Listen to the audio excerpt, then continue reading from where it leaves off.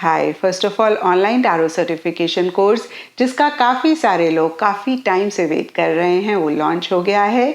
तो अगर आप प्रोफेशनल टैरो कार्ड रीडर बनना चाहते हैं, टैरो में अपना करियर बनाना चाहते हैं, या फिर अपने फैमिली फ्रेंड्स को हेल्प करना चाहते हैं, या अपनी लाइफ में पॉजिटिव चेंजेस लाना चाहते हैं, आप अपनी लाइफ की प्रॉब्लम्स को, मसलों को सॉल्व करना चाहते हैं, तो आप इस कोर्स को ज्वाइन कर सकते हैं। इसका लिंक आपको नीचे डिस्क्रिप्शन बॉक्स में मिल जाएगा।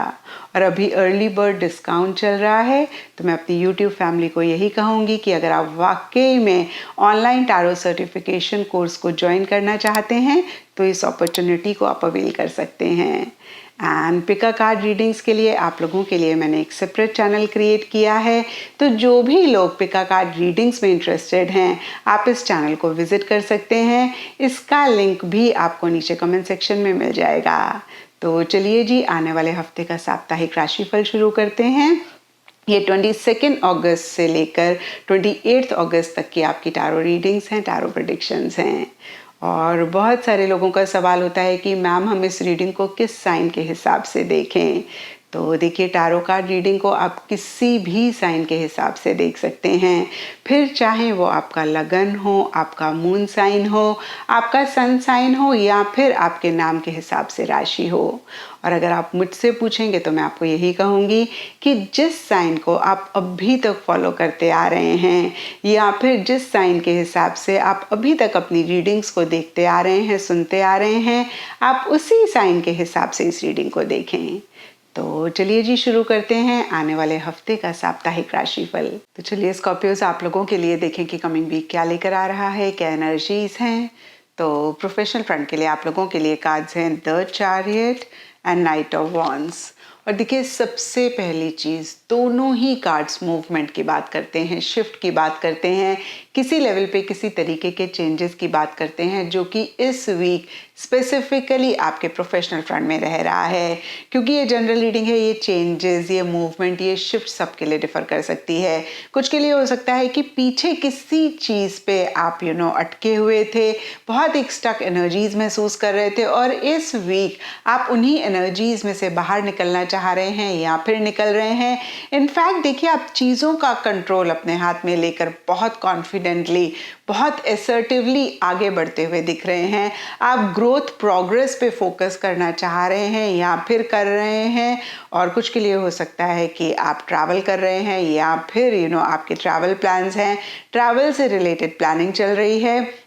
और change of place, change of location, change of office, या फिर से मैं कहूँगी किसी भी तरीके के चेंजेस आप चाहते हुए दिख रहे हैं, उस डायरेक्शन में एक्शन इनिशिएटिव्स लेते हुए दिख रहे हैं।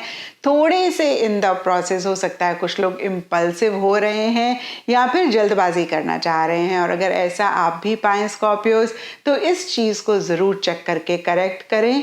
अदरवाइज देखें तो देखिए, पॉजिटिव चीज़ें होती हुई दिख रही हैं, अच्छी अपॉर्चुनिटीज़ आती हुई दिख रही हैं। जो भी एफर्ट आप कर रहे हैं उनके किसी लेवल पे आपको पॉजिटिव रिजल्ट्स, पॉजिटिव आउटकम भी मिलते हुए दिख रहे हैं। एंड पर्सनल फ्रंट के लिए आप लोगों के लिए कार्ड्स हैं the magician reverse and 9 of souls. और देखिए, ये कार्ड्स कहते हैं कि किसी चीज़ को लेकर मन ही मन आप बहुत एक फिक्र, बहुत एक चिंता करते हुए दिख रहे हैं। इतना ज़्यादा कि कुछ स्कॉर्पियोज अच्छे से रात को सो भी नहीं पा रहे हैं।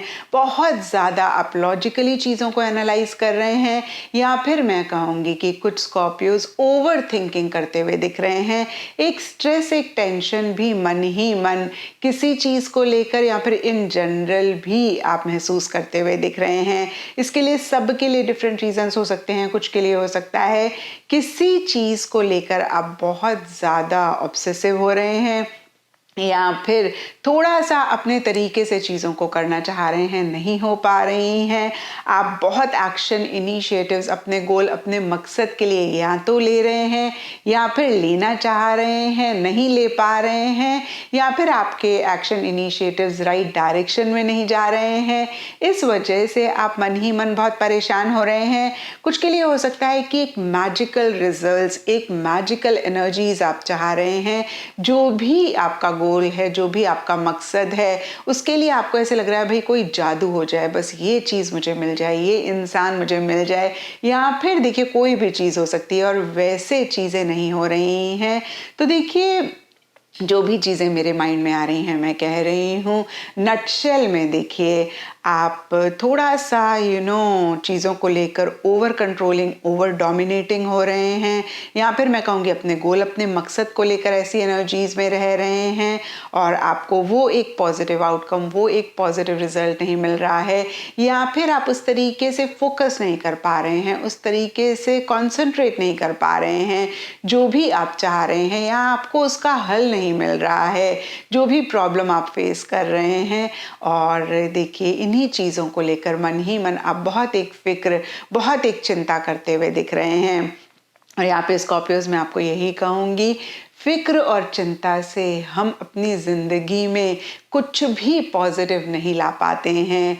जितना ज़्यादा हम इन एनर्जीज़ में वाइब्रेट करते हैं, उतना ही यही एनर्जीज़ हमारी लाइफ में मल्टीप्लाई होती हैं, और फिर देखिए हम अपनी ही क्रिएट करी हुई एक नेगेटिव एनर्जी में गुम होकर रह जाते हैं, बिना इस चीज़ को रियलाइज़ करे कि ये हमारी ही क्रिएशन है।